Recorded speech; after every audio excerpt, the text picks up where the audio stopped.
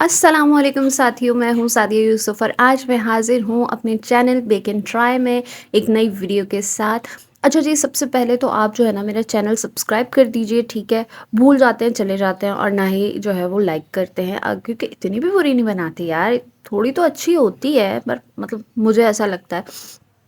तो खैर मतलब अगर पसंद आए तो लाइक कर दीजिएगा, ठीक है? आज हम बनाने वाले हैं वनीला स्पंज और वो भी बग़ैर अंडों के, क्योंकि मेरे पास जो है वो एक रिक्वेस्ट आई थी कि आप जो है वो अंडों के बग़ैर की रेसिपी ट्राई करें।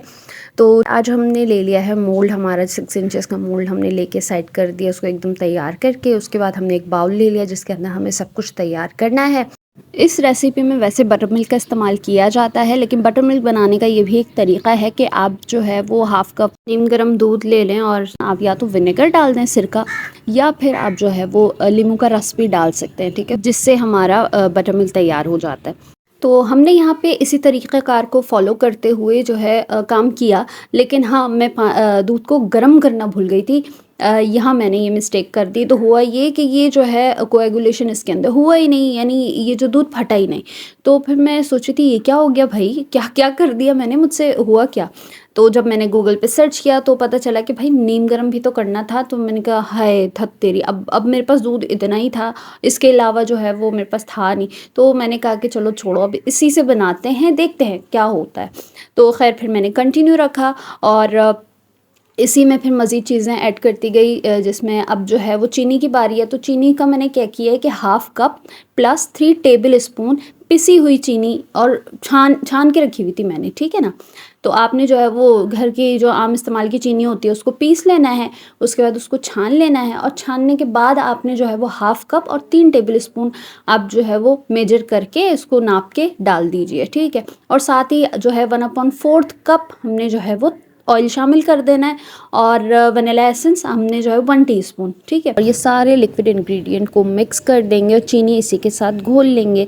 तो ये सब चीज़ें एकदम मतलब जब चीनी घुल जाएगी तो रेडी हो जाएगा ये, सही है। अच्छा पता है क्या, अभी ना बिल्कुल एकदम सुबह का टाइम हो रहा है, यानी बच्चे स्कूल जा रहे हैं, ऐसे में सारी आवाज़ें गूंज रही हैं। मैं अभी रिकॉर्ड कर रही हूँ ना, तो मैंने क्या किया कि मैं छत पे चली गई हूँ और छत पे जाके तो कौवे कबूतर भाई आपको सारे जो है ना नेचर की सारी आवाज़ें एक साथ मेरी इस वीडियो में सुनाई देंगी। तो सुन लीजिएगा, मेरी आवाज़ पे ज़्यादा फोकस रखिएगा, ठीक है? तो अब हम चलते हैं ड्राई इंग्रेडिएंट्स की तरफ। तो जिसके लिए हमने ले लिया है 1 कप मैदा, वो भी आपने छान के लेना है, सही है? और फिर साथ ही 1 टीस्पून हम बेकिंग पाउडर ले लेंगे और 1/4 टीस्पून हम बेकिंग सोडा ले लेंगे, उसको भी छान के इस्तेमाल करना है, ठीक है? फिर जो है वो 1 चुटकी आप नमक भी ले सकते हैं, वो सब मिठास को बैलेंस करने के लिए होती है, ठीक है? तो उसमें डरना नहीं है, आपने बस डाल देना है। तो बस ये करके आपने जो मिक्स कर देना है, अच्छे से बैटर तैयार कर देना है, तो हमारा काम समझे हो गया। अच्छा अब मैं यहाँ पे ये देख लीजिए मेरे काम, क्योंकि छलनी बहुत छोटी है तो उसमें से जो ये करना मुझे छानना बहुत मुश्किल हो रहा था। इसके लिए मुझे नई छलनी ख़रीदनी है। अब आप मिलके दुआ करें कि मैं ये सब चीज़ें जो है वो ख़रीद लूँ, मुझे अल्लाह ताला जो है मार्केट जाने की तौफ़ीक दे दे, ठीक है? क्योंकि मार्केट जाने में ना मुझे बहुत मौत आती है। तो खैर इसी तरह जुगाड़ों से मेरा काम चलता रहता है और मैं कर रही हूँ। और हाँ, इस रेसिपी से जो हमारा जो स्पंज बनेगा ना, वो इस तरह का है कि यार जो मैं मेरा जो पर्सनल ओपिनियन है वो ये है कि अगर मैं इससे जो स्पंज बनता है ना, वो अगर आप टी केक की तरह खाएं तो बहुत ही टेस्टी है कि आप बस उसको ऐसे ही खाएंगे ना तो खाते चले जाएंगे, ठीक है? क्योंकि ये रेसिपी मैं एक बार पहले भी ट्राई कर चुकी हूँ, यानी बटर मिल्क भी प्रॉपर बन गया था, ठीक है? तो जायका इसका बहुत मज़ेदार है इस रेसिपी का।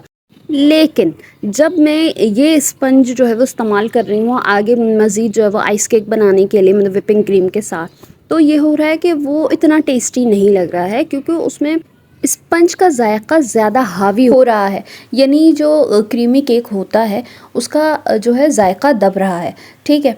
और सारा जायका जो ये स्पंज का ही आ रहा होता है, जबकि जो एग वाला जो होता है वो ज़्यादा फ्लफ़ी होता है और जो है उसके साथ जो केक बनाया जाता है क्रीम के, विपिंग क्रीम के साथ, वो ज़्यादा अच्छा लग रहा होता है। अच्छा ये मेरा ना अपना पर्सनल ओपिनियन है, ठीक है? सबकी अपनी अपनी पसंद होती है। जैसे कि इंडिया में काफ़ी लोग होते हैं जो अंडे वाला स्पंज बिल्कुल प्रेफर नहीं करते हैं, तो उनको ज़ाहिर सी बात है ये पसंद आ सकता है। तो उम्मीद करती हूँ कि आपको बात समझ आ गई हो और ये रेसिपी समझ में आ गई हो कि इस तरह की रेसिपी से आप जो वो टी केक तो बहुत मज़े से बना सकते हैं और बना के चेक कर सकते हैं। आप खाइए, आप बिल्कुल रिग्रेट नहीं करेंगे। सही है। अच्छा, ये बैटर आप देख लीजिए किस तरह की कंसिस्टेंसी है। इस तरह की जब कंसिस्टेंसी हो जाती है ना, तो समझें ये हमारा बैटर एकदम रेडी है। ठीक है, रिबन कंसिस्टेंसी इसको बोलते हैं। अब हम सिंपली करेंगे ये कि मोल्ड के अंदर इस बैटर को अच्छे से डाल देंगे, उसको थोड़ा सा टैप कर लेंगे ताकि उसमें कोई एक्स्ट्रा बबल हो, कुछ हो तो वो फट जाए। ठीक है, उसके बाद जो है वो हमने अच्छा अपना जो बर्तन प्री हीट करने के लिए रखा हुआ है उसमें जाके हम इसको रख देंगे। अच्छा, ये प्री हीट कैसे करना है वो प्रोसीजर मैं अभी आपको दिखा देती हूँ। ये आप जो है ना, अच्छा ये प्रीहीट करना कब है, ये बैटर बनाने से पहले प्रीहीट कर लीजिएगा। ठीक है, प्रीहीट का मतलब यही होता है कि पहले से हीट करना, समझ आ रही है, ताकि ये कॉन्स्टेंटली पूरा जो है ये अच्छे से बने। अच्छा, ये मैं जो है वो नया आयरन स्टैंड लाई थी तो वो मैंने इसके अंदर रखा है। उसके बाद जो है मैंने इसको प्रीहीट होने के लिए रख दिया।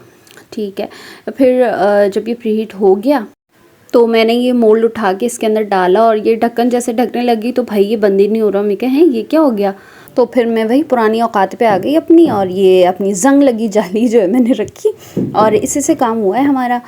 नई चीज़ इस्तेमाल करने का मौका ही नहीं मिला। खैर, हमने इसको बेक होने के लिए रख दिया है।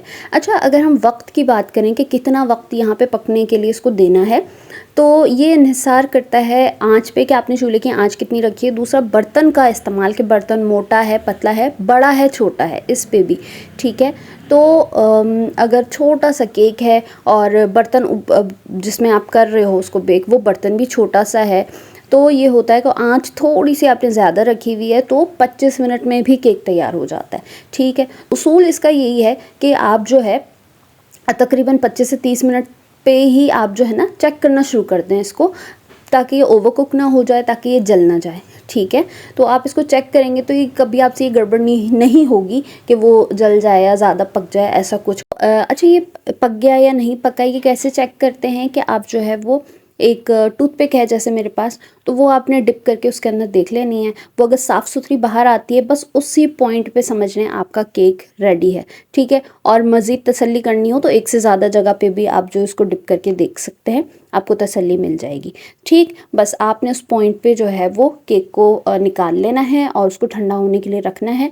और ठंडा होते ही जो है वो इसको मतलब बाहर ही रखना है, फ्रिज में मत रख के आ जाइएगा। ठीक है, तो उसके बाद जो है आप उसको मोल्ड में से निकाल लें और फिर आप ये देखिए कि हमारा केक किस तरह से रेडी हुआ है। ठीक है, उसके बाद जो है अच्छा, फिर फ्रिज में ठंडा करने की, ये मैंने फ़ौरन मुझे वीडियो बनानी थी तो मैंने उसी वक्त इसकी लेयर्स कट कर ली थी। तो हम जो फ़ौरन जब वो हल्का सा मतलब गर्म हो रहा होता है उस वक्त हम लेयर कटिंग करते हैं ना, तो ज़्यादा अच्छे से नहीं हो पाती है।